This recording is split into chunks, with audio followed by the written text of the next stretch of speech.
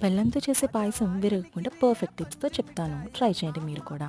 ముందుగా ఒక 2 కప్స్ సగ్గుబియ్యం 2 అవర్స్ నానబెట్టుకోండి. 2 అవర్స్ తర్వాత ఒక గిన్నెలో 2½ కప్స్ వరకు వాటర్ తీసుకొని అవి మరిగించుకోండి. వాటర్ మరుగుతుందనగా మనం ఆల్రెడీ నానబెట్టి పెట్టుకున్న సగ్గుబియ్యం ఇందులో యాడ్ చేసుకోండి. సగ్గుబియ్యం అనేది చాలా త్వరగా ఉడికిపోతుంది. పాయింట్ గుర్తుపెట్టుకోండి. ఇప్పుడు సగ్గుబియ్యం కొంచెం ఉడికిందనగా ఒక 2, 3 యాలకులు దంచి ఇలా వేసుకోండి. తర్వాత కొంచెంసేపు తర్వాత ఆల్రెడీ గీలో ఫ్రై చేసి పెట్టుకున్న బాదం పప్పు ఇందులో యాడ్ చేసుకోండి.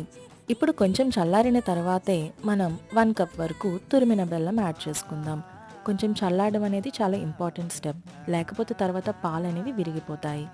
ఇప్పుడు ఆల్రెడీ కాచి చల్లార్చుకున్న పాలు 1 కప్ వరకు యాడ్ చేసుకుందాం. ఓవర్‌గా మిక్స్ చేయొద్దు. పాలనేవి విరిగిపోయే ఛాన్సెస్ ఉంటాయి. చూసారు కదా పర్ఫెక్ట్ బెల్లం సగ్గుబియ్యం పాయసం అనేది రెడీ అయిపోయింది. ఈ స్టెప్స్ ఫాలో అవుతూ ఈసారి నుంచి బెల్లంతో ఎలాంటి పాయసమైనా పర్ఫెక్ట్‌గా చేసుకో